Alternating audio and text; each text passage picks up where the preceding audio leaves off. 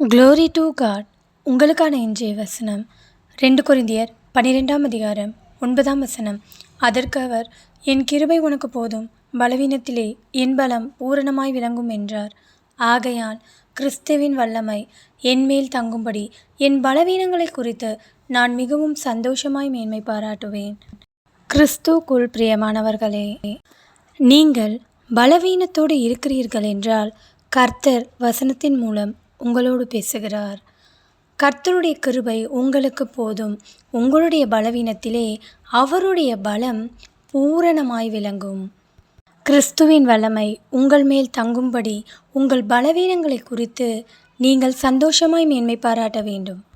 உங்கள் பலவீனத்தினாலே நீங்கள் மிகவும் வேதனைப்பட்டு செய்ய முடியாத சில காரியங்களை எல்லாம் கர்த்தரின் பலத்தினால் செய்து முடிப்பீர்கள்.